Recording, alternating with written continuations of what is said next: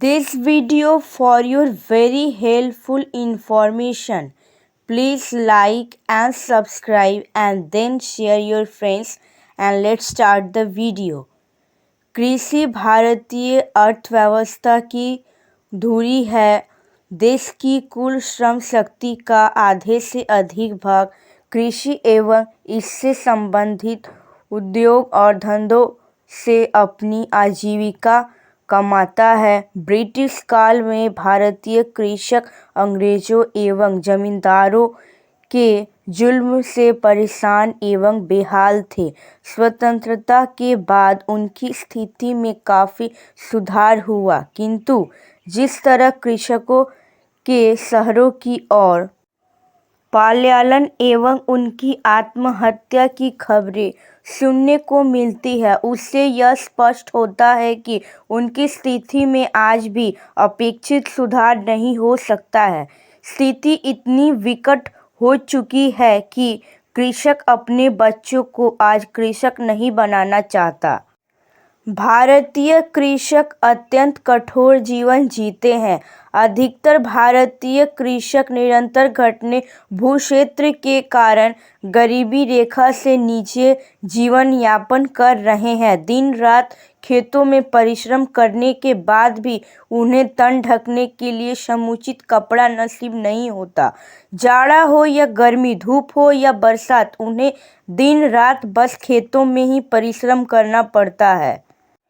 इसके बावजूद उन्हें फसलों से उचित आय की प्राप्ति नहीं हो पाती। बड़े बड़े व्यापारी कृषकों से सस्ते मूल्य पर खरीदे गए खाद्य, सब्जी एवं फलों को बाजारों में ऊंची दरों पर बेच देते हैं। इस तरह कृषकों का श्रम लाभ किसी और को मिल जाता है और किसान अपनी किस्मत को कोसता है।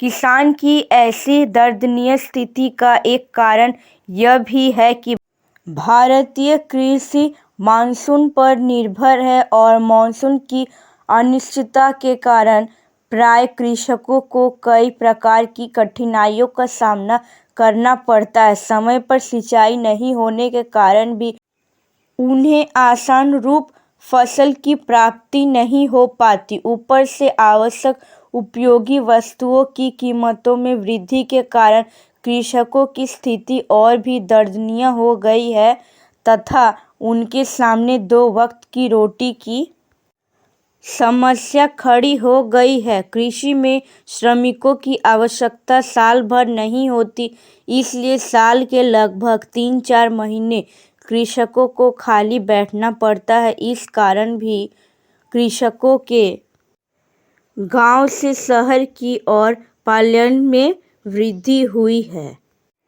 कृषकों को वर्ष के कई महीने खाली बैठना पड़ता है क्योंकि साल भर उनके पास काम नहीं होता। इसीलिए ग्रामीण लोगों को गांव ही रोजगार उपलब्ध कराने के उद्देश्य से राष्ट्रीय रोजगार गारंटी अधिनियम के अंतर्गत वर्ष 2006 में राष्ट्रीय ग्रामीण रोजगार गारंटी योजना का शुभारंभ किया गया। 2 अक्टूबर 2009 से राष्ट्रीय ग्रामीण रोजगार गारंटी अधिनियम नरेगा के नाम बदलकर महात्मा गांधी राष्ट्रीय ग्रामीण रोजगार गारंटी अधिनियम मनरेगा कर दिया गया। यह अधिनियम ग्रामीण क्षेत्रों के प्रत्येक परिवार के एक वयस्क सदस्य को वर्षों में कम से कम 100 दिन के लिए रोजगार की गारंटी देता है। इस अधिनियम में इस बात को भी सुनिश्चित किया गया है कि इसके अंतर्गत 33% लाभ महिलाओं को मिले। इस योजना से पहले भी ग्रामीण क्षेत्र के लोगों को रोजगार प्रदान करने के लिए कई योजनाएं प्रारंभ की गई थी, किंतु उनमें भ्रष्टाचार के मामले अत्यधिक उजागर हुए। अंत इससे बचने के लिए रोजगार के इच्छुक व्यक्ति का रोजगार कार्ड बनाने का प्रावधान किया गया। कानून द्वारा रोजगार की गारंटी मिलने के बाद न केवल ग्रामीण विकास को गति मिली है, बल्कि ग्रामीणों का शहर की ओर पलायन भी कम हो गया है। कृषकों को समय समय पर धन की आवश्यकता पड़ती है। साहूकार के लिए गए ऋण पर उन्हें अत्यधिक ब्याज देना पड़ता था। कृषकों की इस आवश्यकता को ध्यान में रखते हुए उन्होंने साहूकारों को शोषण से बचाने के लिए वर्ष 1998 में किसान क्रेडिट कार्ड योजना की भी शुरुआत की गई। इस योजना के फलस्वरूप कृषकों के लिए वाणिज्यिक बैंकों, क्षेत्रीय ग्रामीण बैंकों तथा सरकारी सहकारी बैंकों से ऋण प्राप्त करना सरल हो गया है।